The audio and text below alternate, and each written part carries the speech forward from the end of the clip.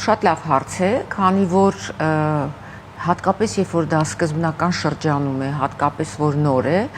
շատ պացիենտներ չեն կարողանում տարբերակել, իրենց թվում է անընդհատ, որ իրանք ինչ-որ մրսածություն ունեն կամ վիրուսային շնչական վարակ են տանում եւ եթե այս ամենը տևում է բավականին երկար եւ սրվում է առավոտյան ժամերին, հա, եւ ունի կրկնվող երևույթ, այսինքն ամեն տարի գարնանը կամ ամռանը կամ ինչ-որ աշնան ամիսներին է զարգանում, բնականաբար մրսածության կամ վիրուսային վարակի մասին արդեն խոսք չկա, չնայած որ կարող են նայել գումարվի ինչ-որ շնչառական վիրուսային վարակ, որը որ հիմա հատկապես, քանի որ մենք ունենք տատանումներ եղանակային եւ այլն, կարող են գումարվել եւ ավելի վատացնել ընթացքը։ Իսկ որ պահին պետք է մարդը հասկանա, որ պետք է արդեն դիմել բժշկի, ժամանակն է բժշկի դիմելու եւ ինքնաբուժությամբ այլևս չի կարող զբաղվել, թե ալերգիկները իրենք արդեն փոքր տարիքից գիտեն, թե երբ է իրենց մոտ ալերգիա, ինչից է առաջանում ալերգիան ու արդեն գիտեն կոպիտ ասած բուժման մեթոդները։ Իրականում շատ լավ հարց է, քանի որ բավականին ընդունված է զբաղվել ինքնաբուժությամբ, երկրորդը շատ անգամ ալերգիկ հիվանդությունները, հատկապես այս տիպի ալերգիկ հիվանդությունները չեն ընկալվում շատ լուրջ եւ շատ պացիենտներ սահմանափակվում են դեղատներով, այսինքն վերցնում են դեղատան ինչ-որ միջոց, ստանում են, օգնում է կամ չի օգնում, նոր դիմում են բժշկի։ Ես արդեն ասացի, եթե դա ունի կրկնվող ուրեմն միտում, այսինքն ամեն տարի են արդեն նկատել, որ գարնան ամիսներին կարող է լինել, եթե ունեն այլ խնդիրներ, օրինակ ոչ միայն քթաուսություն եւ փռշտոցն է, որը հիմնական կլինիկական դրսևորումն է, այլ նաեւ գումարվում է հազ, շնչարգելություն, օդի պակասի զգացում, խզոցներ, մենք արդեն պետք է մտածենք, որ սեզոնային ալերգիկ ռինիտին կարող է գումարվել բրոնխիալ ասթմայի, այսինքն երևի թե գումարվել է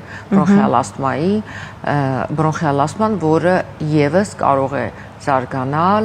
ալերգիկ ռինիտով պացիենտների մոտ եւ հենց այդ պատճառն է, որ անպայման պետք է դիմել բժշկի, քանի որ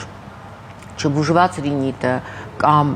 ընթացող ավելի վատ ընթացքով ռինիտը կարող է լինել ռիսկային, որպեսզի զարգանա բրոնխիալ ասթմա։ Դուք նշեցիք, որ բուժառուների թիվը տարեց տարի ավելանում է եւ կա հստակ վիճակագրություն, որ դա ոչ միայն Հայաստանում, այլև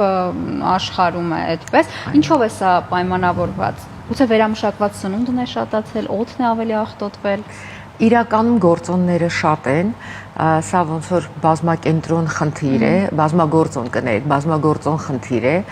եւ մի քանի գործոններ կուզեմ նշել, այո, օդի աղտոտվածությունը ինչ որ չափով նպաստում է, քանի որ օդի աղտոտվածության պատճառով մասնիկները, որոնք գտնվում են օդում, ազդում են մեր շնչուղիների վրա, կարող են առաջացնել ավելի գրգռված շնչուղի, հա, ամենա նաև տարածված պատճառներից մեկը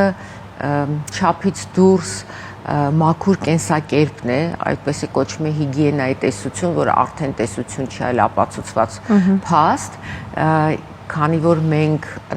ընդհանուր շատ ավելի մաքուր ենք սկսել ապրել եւ ցիվիլիզացիայի բարիքներից շատ ենք օգտվում ավելի եւ հեռացել ենք բնությունից, դա էլ է հանդիսանում գործոն եւ երևի այս երկուսին կանգ կառնեմ որպես բացատրություն, այո։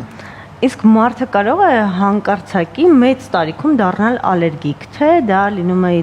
իծնե կամ ժառանգաբար փոխանցվում։ Շատ լավ հարց եք տալիս, քանի որ թվում է, որ բոլոր մեր ալերգիաները սկսվում են մանկական տարիքից։ Այո, մենք ունենք մի շարք հիվանդություններ, որոնք սկսվում են մանկական տարիքից,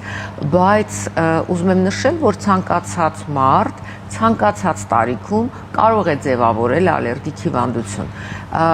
եւ այս ալերգիկ հիվանդություններից, որի մասին մենք խոսում ենք, ալերգիկ ռինիտը,